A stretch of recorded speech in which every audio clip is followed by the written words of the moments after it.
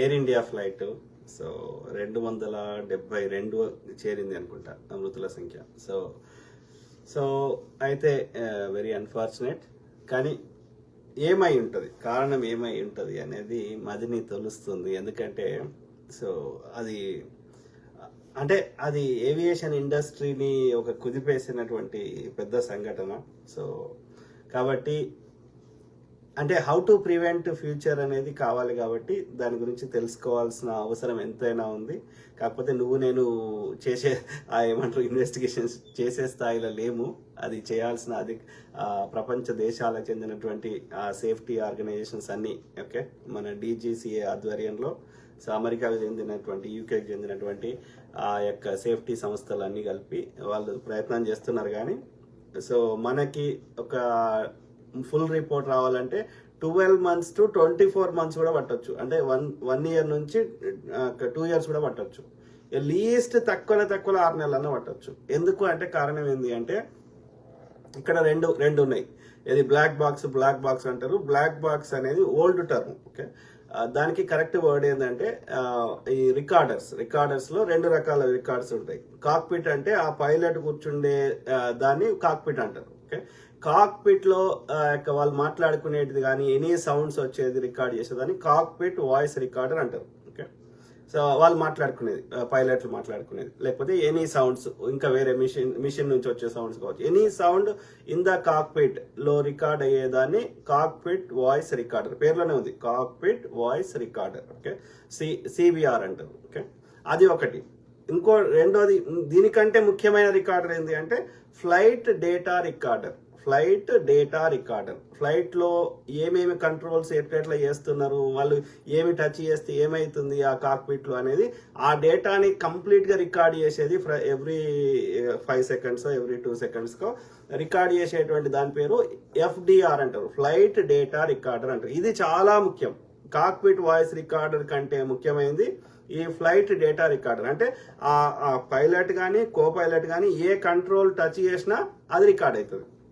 కాకపోతే ఈ డేటా చాలా చాలా ఎక్కువ ఉంటుంది. ఓకే, డేటా ఎట్లా స్టోర్ అవుతుంది అది అంత డీటెయిల్స్ బైనరీ అదంతా నేను చెప్పాల్సిన అవసరం లేదు. కానీ సో ఇది చాలా డేటా ఉంటుంది.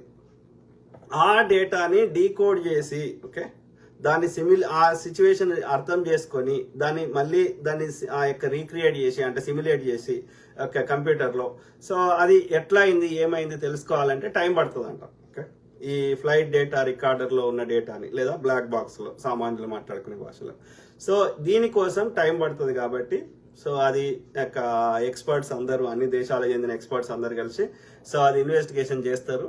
సో కానీ వాళ్ళు చేసేదాకా ఇప్పుడు 6 నెలలు 1 year 2 years అయితే ఆ లోపల జరగాల్సిన ప్రమాదాలు జరిగే అవకాశం ఉంటుంది కదా. కాబట్టి అనేక మంది ప్రపంచ దేశాలు ఉన్న యొక్క ఔత్సాహికులు కావచ్చు, యూట్యూబర్లు కావచ్చు, లేకపోతే పైలట్లు కావచ్చు, ఏవియేషన్ ఇండస్ట్రీకి చెందిన వాళ్ళు కావచ్చు, సామాన్యులు కావచ్చు, జర్నలిస్టులు కావచ్చు, అనేక మంది పాశ్చాత్య దేశాలు ఉన్న వాళ్ళు కావచ్చు, లేకపోతే ఇంకా మన దేశంలో ఉన్న వాళ్ళు కావచ్చు, ప్రపంచంలో ఉన్న వాళ్ళందరూ మాట్లాడుతున్నారు. వాళ్ళకి అర్థమైన కాడికి చెప్పే ప్రయత్నం చేస్తున్నారు. ఆ క్రమంలో నాకు కూడా క్యూరియాసిటీ అవుతుంది, తెలుసుకోవాలి ఎందుకు ఏంటిది అనేది తెలుసుకోవాలని. 100 వీడియోలు మన దేశం వాళ్ళే చూశాను. మన ఈ డైరెక్టరు ఆ డైరెక్టరు పైలట్లకు ట్రైనింగ్ ఇచ్చేవాళ్ళు మన దేశంలో ఉన్న మన ఇండియన్ ఆరిజిన్ వాళ్ళని చూశాను. అట్లనే పాశ్చాత్య దేశాలు వెస్టర్న్ కంట్రీస్ చెందిన వాళ్ళని చూశాను. అమెరికా కావచ్చు, UK కావచ్చు, ఇంకో దేశం కావచ్చు, జర్మనీ కావచ్చు, యూరప్ కావచ్చు. సో అన్నిటిని ఆధారంగా ఏమై ఉండవచ్చు అనేది నా సొంతంగా కూడా నా విశ్లేషణ చెప్పే ప్రయత్నం చేస్తా. ఒకటి ఆలోచించండి మిత్రులారా, ఇప్పుడు అక్కడ ఏది 38 or 40 degrees Celsius ఉన్నది టెంపరేచర్ ఎక్కడ అహ్మదాబాద్లో ఆ రోజు మధ్యాహ్నం అరౌండ్ 1:30. మీ కామెంట్లు పెట్టండి, లాస్ట్ చదువుతా. సో ఆ అరౌండ్ 40 degrees అంటే దాన్ని ఫారెన్హైట్ కన్వర్ట్ చేస్తే దాదాపు 100-110 ఫారెన్ డిగ్రీస్ అవుతుంది. అంటే ఫారెన్ హీట్ అంటే ఇది చాలా ఎక్స్ట్రీమ్ టెంపరేచర్ ఉంది. ఓకే, ఆ మిట్ట మధ్యాహ్నం. సో గాలి ఇది ఎట్లా పనిచేస్తుందో లాస్ట్ టైం చెప్పినా, మళ్ళీ సింపుల్గా చెప్తున్నా.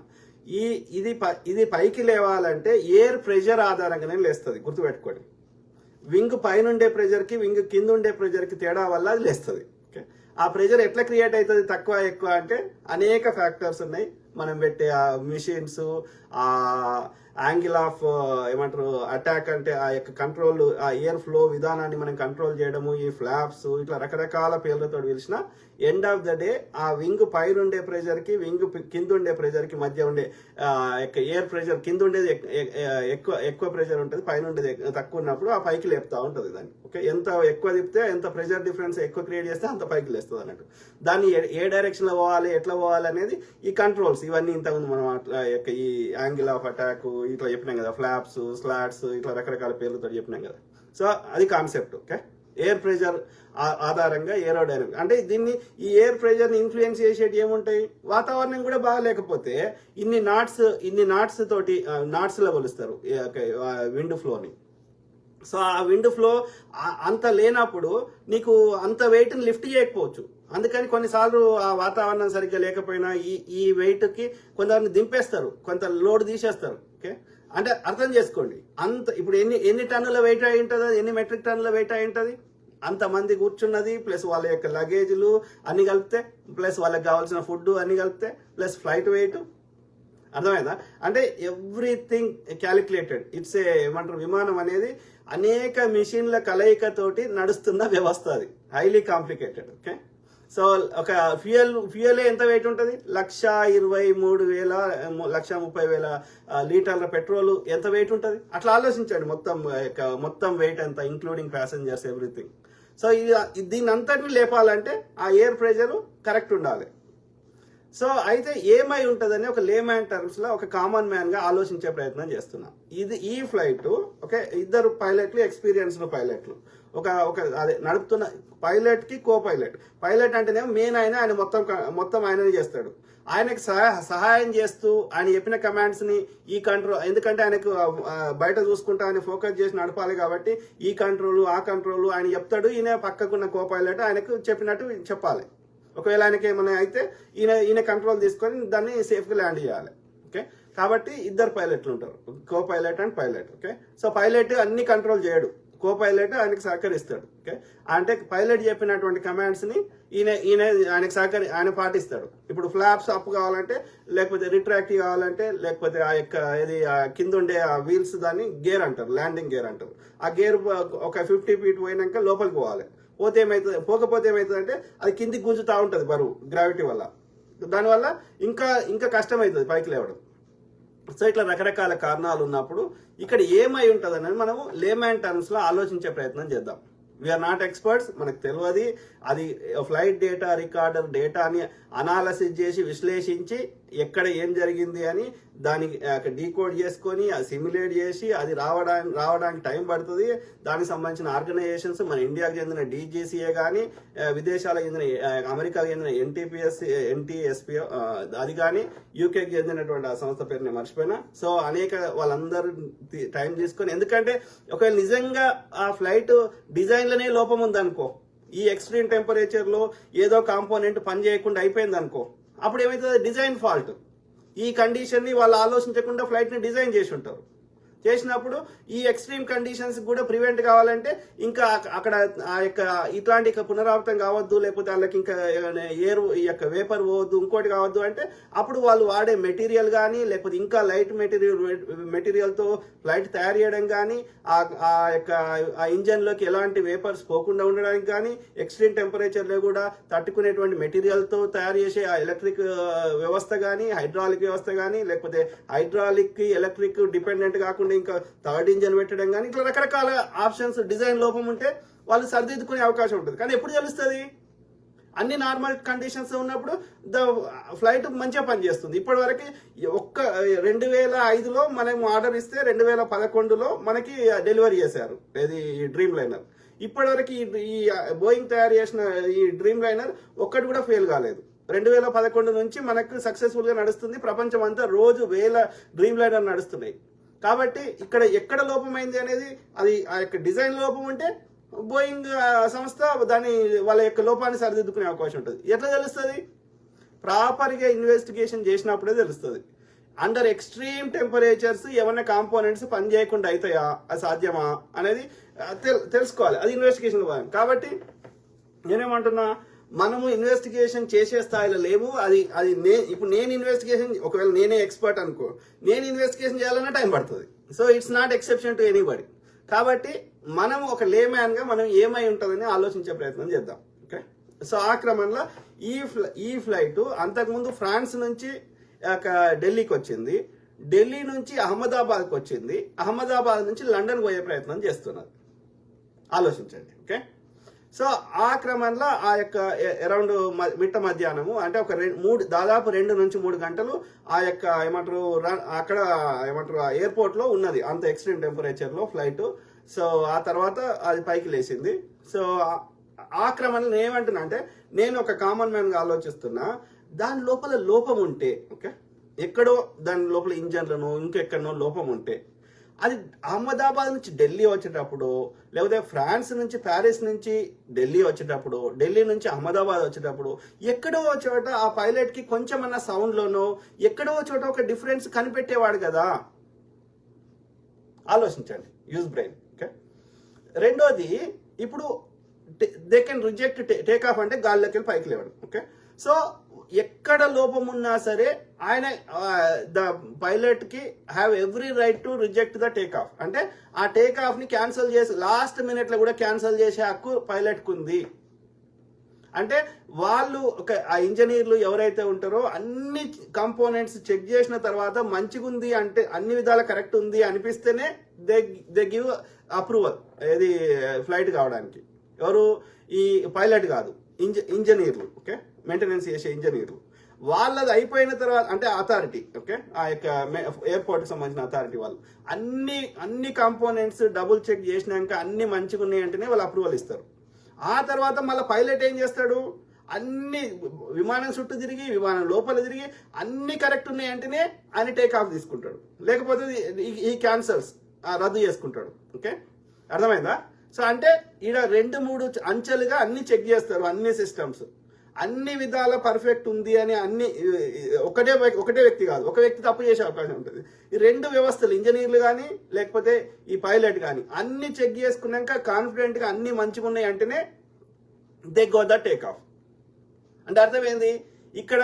ఇప్పుడు ఇది స్టీవ్ పైలట్ ఆయన చెప్పిన ప్రకారం కానీ ఇంకోటి చెప్పినా కానీ అక్కడ ఒకవేళ ఫ్యూయల్ కంటామినేట్ అయితే ఆ యొక్క టేక్ ఆఫ్ లేవక ముందే అలా నీకు ఇండికేటర్ చూపెడుతుంది అని చెప్తున్నారు. ఫ్లాప్ సెట్టింగ్ సరిగ్గా లేకపోతే అందులో ఆ యొక్క కంట్రోల్లో టేక్ ఆఫ్ కాకముందే అది ఎక్కడ తప్పు ఉందో చూపెడుతుంది అని చెప్తున్నారు. ఇవన్నీ చూపెట్టినాక పైలట్ ఎందుకు లేపుతాడు గాలిలోకి పైకి? ఆలోచించండి. సో ఇప్పుడు ఏది మనం ఆ వీడియో చూస్తున్నాం. ఓకే, సో ఇంకోటి ఏంటంటే ఆ వీడియోని ఒక వీడియోని టీవీలో వచ్చే వీడియోని మళ్ళీ వేరే వాళ్ళు రికార్డ్ చేసి షేర్ చేసిండ్రు అని చెప్తున్నారు. కాబట్టి ఇప్పుడు ఆ వీడియోలో కరెక్ట్ గా అంత క్లారిటీగా లేదు ఆ వీడియో. ఒక అబ్బాయి, ఆర్యన్ అనే అబ్బాయి, ఆయన ఇంత కిందికెళ్ళి ఎట్లా పోతుంది వాళ్ళ దోస్తులకు చూపెడదామని తీసిండు ఆ వీడియో. తీసింది మళ్ళీ ఎడిట్ చేసిండ్రా, అది యాజ్ ఇట్ ఈజ్ ఉన్నదా మనకు తెలియదు.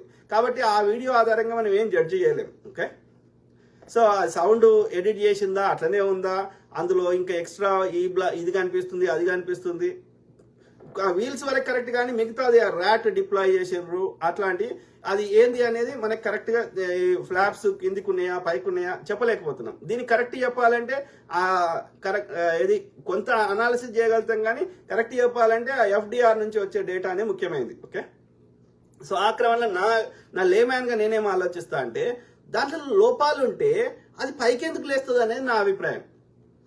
ఇప్పుడు దాంట్లో లోపల ఫ్యూయల్ కంటామినేట్ అయింది, ఇంజన్ ఫెయిల్ అయింది, ఇంకోటి అయితే అది గాల్లోకి కూడా లేవదు కదా, రైట్?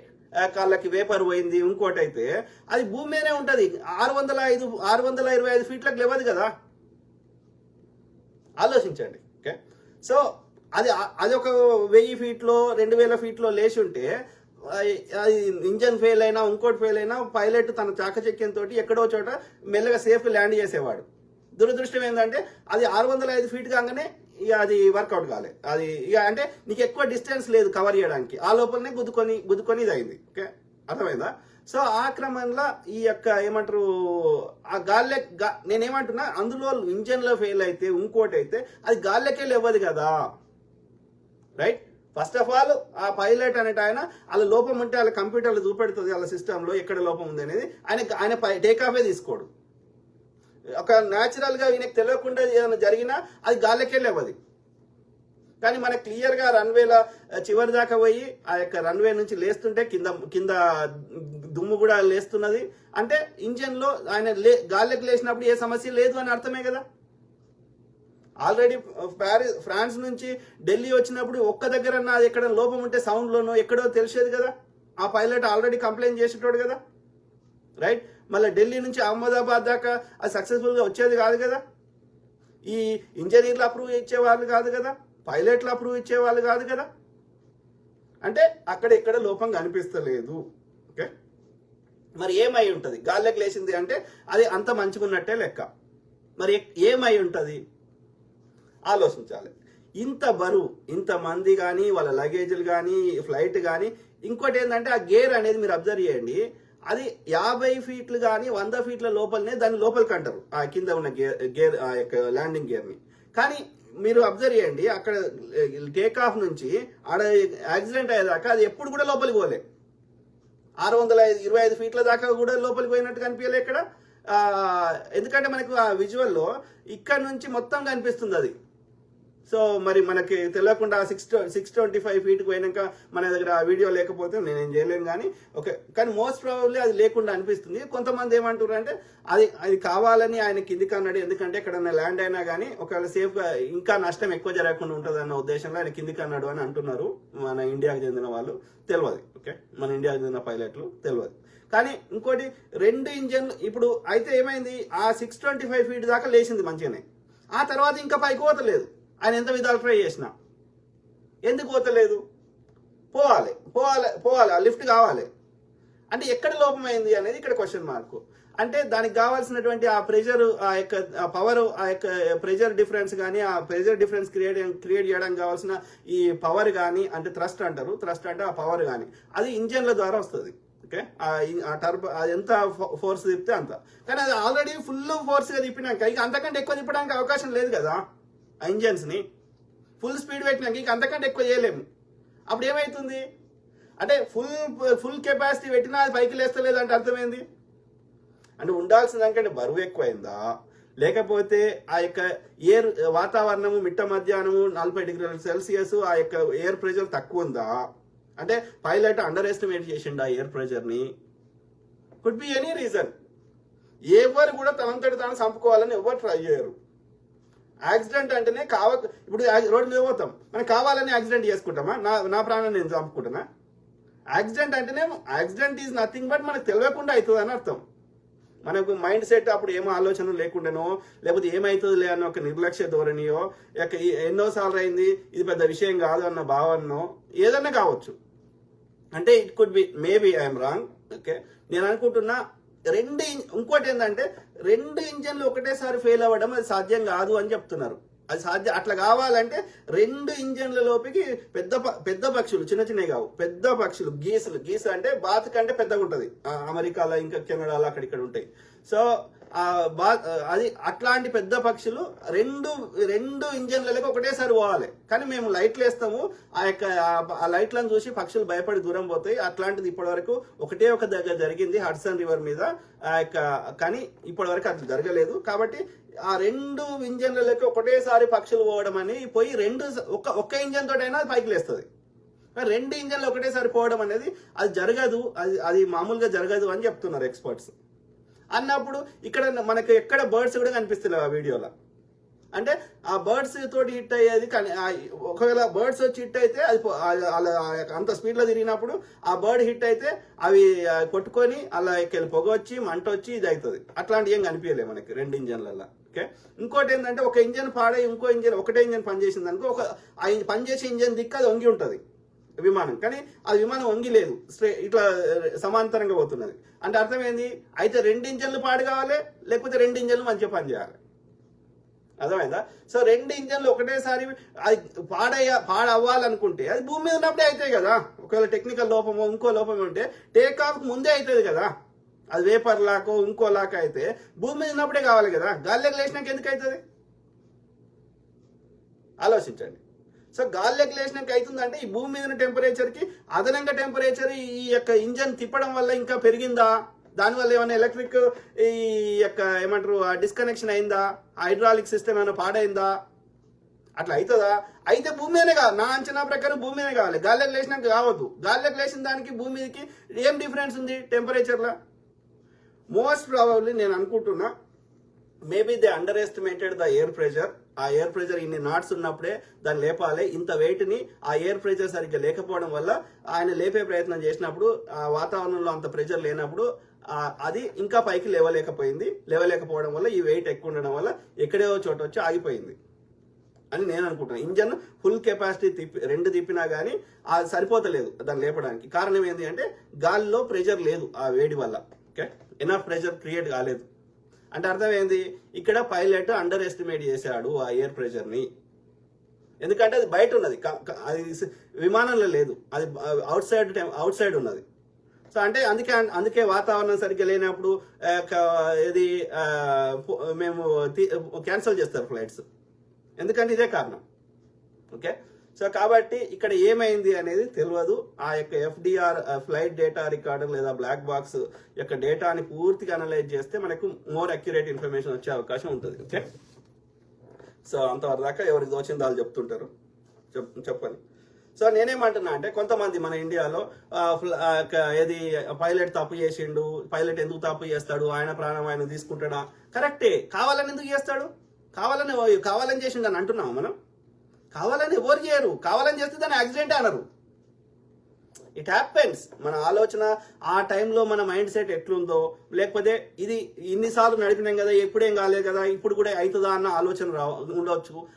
అంత దీర్ఘంగా ఆలోచించకపోవచ్చు. ఏదన్నా లోపం ఉంటే వాళ్ళు పైకి టేక్ ఆఫే కాకపోతుండే, వాళ్ళు అక్కడనే క్యాన్సిల్ చేస్తారు. ఎందుకంటే వాళ్ళ ప్రాణమే కాదు కదా, మిగతా 230 మంది ప్రాణం, 42 మంది ప్రాణం కూడా ఉన్నది కదా, ప్లస్ అది ఎడబడితే వాళ్ళ ప్రాణాలు కూడా ఉన్నాయి కదా. కాబట్టి ఎక్కడ ఒక్క ఇండికేషన్, ఆ సౌండ్లో తేడా కానీ, ఆ కంట్రోల్లో చూపెట్టిన, ఆ మానిటర్లో చూపెట్టింది ఎక్కడ తేడా ఉన్నా వాళ్ళు పైకి లేపెట్టరు కాదు. సింపుల్. ఇంజన్లో న్యాచురల్గా లోపం ఉన్నా అది పైకి లేచేది కాదు. భూమి మీద ఉన్నప్పుడు ఏదో ఒక సమస్య వచ్చేది. మోస్ట్ ప్రాబబ్లీ నేను అనుకుంటున్నా అయితే ఆ ఫ్లాప్స్ సెట్టింగ్స్ అన్న, ఒకవేళ పైలట్ అన్నది ఆయనకేమో 8,200 ఏది గంటల అనుభవం ఉంది, ఈయనకేమో 1,100 అనుభవం ఉంది కో పైలట్కి. ఆయన చెప్పింది ఈయన మిస్అండర్స్టాండింగ్ చేసుకొని ఏదో బై మిస్టేక్లా ఒకవేళ, కానీ అది ఫ్లాప్స్ కింద ఉంటాయి, అది కంట్రోల్ డిఫరెంట్గా ఉంటుంది, ఆ యొక్క అది గేర్ది ఇంకో డిఫరెంట్గా ఉంటుంది. కాబట్టి అది అయ్యే అవకాశం కూడా రిలేటివ్లీ తక్కువ ఉండే అవకాశం ఉంటుంది. అంటే వాళ్ళ మైండ్ సెట్ ఏమైనా అక్కడ ఉండి ఒక నాబ్ నొక్కేది ఇంకో నాబ్ ఇప్పుడు నొక్కితే ఆ copilot there is one chance ఉంది. ఓకే, లేదు అంటే ఆ యొక్క ఇది ఇక పైకి పోయినాక ఆ యొక్క మరి ఇంకా ఏమన్నా ఈ వేపర్ లాకంటే అక్కడ ఈ వేడికి ఆ యొక్క ఉండేటువంటి ఏమంటారు నీటి బిందువులు ఆ యొక్క ఏదైనా ఫ్యూయల్ ట్యాంకులకు ఇంకో దగ్గరకు పోయి ఆ విధంగా అది జరిగితే అది గ్రౌండ్లోనే జరగాలి, గాల్లోకి పోయినాక జరగకూడదు. ఓకే, గాల్లోకి పోయినాకనే ఎందుకు జరుగుతుంది, ఎందుకు జరగాలి? కానీ అది పైకి పోయి ఇట్లా డిఫరెంట్ యాంగిల్లో పోతున్నప్పుడు అక్కడ వేపర్స్ పోయే అవకాశం ఉంటుంది, వేపర్ లాక్ అయ్యే అవకాశం ఉంటుంది, ఆ ఫ్యూయల్ ట్యాంక్లకు పోయి 2 ఇంజన్లు పనిచేయకుండా అయ్యే అవకాశం ఉంటుంది అని ఒక పైలట్ అంటున్నాడు. సో అవన్నీ ఇక తెలవాలి, ఇన్వెస్టిగేషన్లో భాగంగా తెలవాలి. సో లేదు అంటే ఇక పైకి లేవలేకపోతుంది అనేది ఇక్కడ మనం ఆలోచించాల్సిన విషయం. ఓకే, సో ఆ ర్యాట్ డిప్లాయిడ్ అంటారు. ర్యాట్ అంటే ఏంటంటే ఒకటి 2 ఇంజన్లు ఫెయిల్ అయినప్పుడు ఏమంటారు, ఆ యొక్క ఒకటి కిందికి ఒకటి ఇట్లా టర్బైన్ లాగా తిరుగుతుంటది, ఒక వీల్ లాంటిది, దాన్ని కిందికి అంటారు. అది గాలిలో తిరిగినప్పుడు ఏమవుతుంది అంటే అది ఎలక్ట్రిసిటీ ప్రొడ్యూస్ చేస్తుంది, కొంచెమే చేస్తుంది, ఎక్కువ చేయలేదు. సో ఆ ఎలక్ట్రిసిటీని ఆ యొక్క ఏమంటారు మెయిన్ ఎసెన్షియల్ కంట్రోల్స్ వీటికి అంటే సేఫ్గా ల్యాండ్ కావడానికి వాడుకోవడానికి పనిచేస్తుంది అది ఆ ఎలక్ట్రిసిటీ. అందుకని ర్యాట్ డిప్లాయిడ్ చేసిండ్రు అని అంటున్నారు, కానీ అది మనకి క్లియర్ కనిపిస్తలేదు అందులో. ఓకే, కింద ఒకటి వేలాడినట్టు ఉంటుంది, క్లియర్ కనిపిస్తలేదు. అర్థమైందా? సో ఆలోచించండి ఇది ఎలక్ట్రిక్ ఫెయిల్యూర్ అంటే ఎలక్ట్రిక్ కనెక్షన్స్ ఎక్కడన్నా ఫెయిల్ అయినాయా అని, హైడ్రాలిక్ అంటే ఈ కంట్రోల్స్ అన్ని పనిచేయాలి, ఈ పవర్ సప్లై కావాలి, ఇవన్నిటికంటే దాని కనెక్షన్స్ ఎలక్ట్రిక్ కానీ హైడ్రాలిక్ కానీ 2 రకాలు ఉంటాయి ఆ యొక్క ప్రెషర్ ఆధారంగా. సో అక్కడ ఎక్కడ లోపం వచ్చిందా, ఫ్యూయల్ అనేది ఆ యొక్క అంటే ఫ్యూయల్లో ఏమైనా కంటామినేషన్, 2 రకాలు. ఫ్యూయల్ అనేది ఇంజన్కు సప్లై కాకపోతే ఫ్యూయల్ స్టార్వేషన్ అంటారు. ఓకే, అదే ఫ్యూయల్ కంటామినేటెడ్ అయితే కల్తీ అయితే ఓకే అది ఫ్యూయల్ కంటామినేషన్ అంటారు. సో ఆ 2 రకాలుగా అయినప్పుడు ఇంజన్ సరిగ్గా పని చేయకపోతే అవుతుంది. కానీ అది ఫిల్ చేసేటప్పుడే కల్తీ ఉంటే చూపెడుతుంది అని చెప్తున్నారు.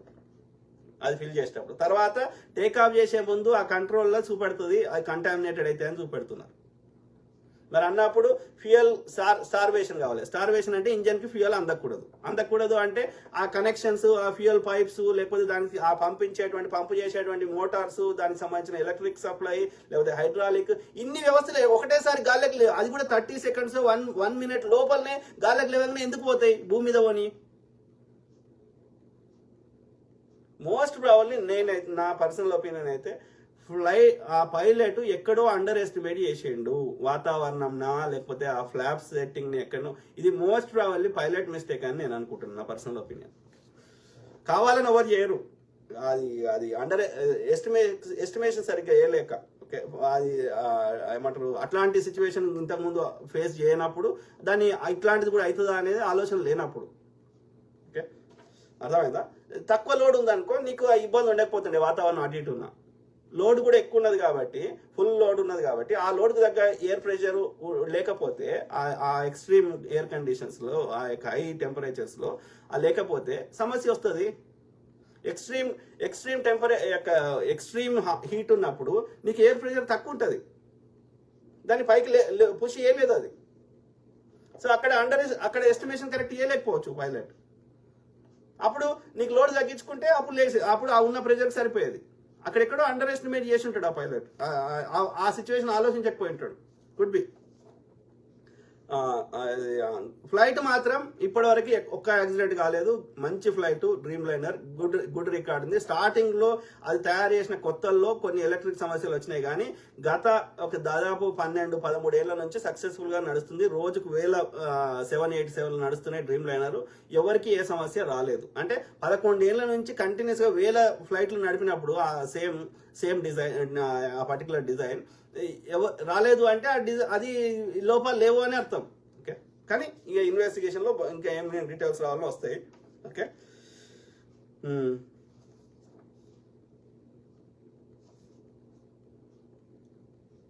ఇంకొక ఆయన ఏమన్నారంటే, ఒక ఇంజన్ ఫెయిల్ అయి ఉంటే అది పైలట్ రాంగ్ గా షట్ ఆఫ్ చేసేది, ఆ ఫెయిల్ అయిన ఇంజన్ కాకుండా నడుస్తున్న ఇంజన్ కూడా షట్ ఆఫ్ చేసిండేమో అని ఒక ఆయన అంటాడు. కానీ అది ఒక ఇంజన్ ఫెయిల్ అయితే ఒక దిక్కు వంగి ఉండేది, ఫ్లైట్ వంగి లేదు, 2 ఉన్నది. అంటే 2 మంచిగానే నడిచి ఉండాలి, లేదంటే 2 ఫెయిల్ అయి ఉండాలి. ఓకే, కానీ నా అంచనా ప్రకారం ఆ రన్వే మీదకి వచ్చేటప్పుడు మాత్రం కింద మొత్తం దుమ్ము లేచింది. అంటే 2 దాకా 625 ఫీట్ దాకా అది పైకి పోయింది అంటే ఇంజన్లు మంచిగున్నాయని అర్థం. ఢిల్లీ నుంచి అహ్మదాబాద్ సక్సెస్ఫుల్గా వచ్చింది అంటే మంచిగున్నాయని అర్థం. అలా ఏ లోపం ఉన్నా, దాని సౌండ్ల లోపం ఉన్నా, ఎక్కడ కొంచెం ఇండికేషన్ ఉన్నా వాళ్ళు టేక్ ఆఫ్ తీసుకోకపోతుండే ఇంతకుముందు నడిపిన పైలట్ కంప్లైంట్ చేసేవాడు. అది అక్కడనే అహ్మదాబాద్లోనే ఆగిపోయేది. అది ఢిల్లీ అహ్మదాబాద్ కూడా రాకపోతుండే కావచ్చు. కాబట్టి ఇంజన్లో కూడా లోపం లేకపోయి ఉంటుంది. పైలట్ ఎక్కడో అండర్ ఎస్టిమేట్ చేసిండేమో, లేకపోతే ఎక్కడన్నా భయం కావాలని కాదు, కానీ మిస్టేక్ ఏదైనా అయి ఉంటుందేమో అని నేను అనుకుంటున్నా. అర్థమైందా? ఫ్యూయల్ కంటామినేషన్ చెప్పిన. సో మీ కామెంట్స్ చదవండి, నేను నిలుపుతాను.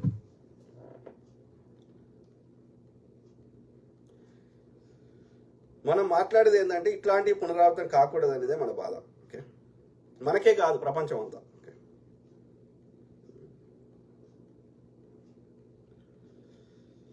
శ్రీనివాస్ పక్క బిగ్గెస్ట్ డౌట్ చాయ్ వాలా క్రియేషన్ ఎందుకు చేస్తాడు కదా శ్రీనివాస్ పక్క. అంటే ఎస్, అక్కడ అగ్రి చేస్తా, మన పహల్గామ్ కానీ పుల్వామా కానీ, ఎందుకంటే వాళ్ళు పొలిటికల్గా చేస్తారు. ఇక్కడ దీన్ని ఎట్లా ఏ రకంగా పొలిటికల్గా వాడుకోవచ్చు అంటే ఒకటే ఒక రీజన్, ప్రజల దృష్టిని డే టు డే ప్రజా సమస్య నుంచి దృష్టి మరల్చడానికి ఇక చేస్తారా అంటే, మరి అంత దిగజారుతారా ఇక నాకు తెలియదు. అన్ని చేసిన వాళ్ళు చేస్తారా అంటే, కానీ ఇక్కడ చేయలేదేమో అని నేను అనుకుంటున్నా ఈ పర్టికులర్ ఇన్సిడెంట్లో. ఇక అది కూడా చేస్తే నేనేం చేయలేను. ఇక ఈ ఆర్యుని ఫస్ట్ తన్ని ధర్మేయాలి. ఇక ఇందులో కూడా వాళ్ళు కావాలని ఫ్యూయల్ కంటామినేట్ చేసి దాన్ని అప్రూవ్ చేసి, కానీ పైలట్ అని ఆపేటాడు కదా, తెలియదు కాదనే అనుకుంటున్నాం, మనకు తెలియదు. రవి కిరణ్ కుంటం, ముజే బి సేమ్ డౌట్, తెలియదు బ్రదర్ అంత. ఇక దీంట్లో కూడా వాళ్ళు కావాలని ఫ్యూయల్ కంటామినేట్ చేసిర్రు, ఏదో ప్లగ్ వీక్ చేసిర్రు, అవి చేస్తే గాల్లోకి లేవకముందే వాళ్ళకి తెలిసిపోతుంది కదా, ఆయన టేకాఫే తీసుకోడు కదా. ఆలోచించండి. I don't think so. ఈ పర్టికులర్ విషయంలో మాత్రం వాళ్ళు ఏం చేయలేదని నేను అనుకుంటున్నా. పైలటే అండర్ ఎస్టిమేట్ చేసిండు వాతావరణాన్ని ఇంకోటి అని నేను అనుకుంటున్నాను. ఎందుకంటే ఆ లోడ్కి, ఆ వెయిట్కి. గనుపూడి జోషి అన్న, మీరు చెప్పింది నిజమే point, correct. Thank you brother. Thank you to all my brother, sisters, friends, everyone. Okay. Ravi Banor, namaste brother. Namaste to everyone. Okay, namaste brother.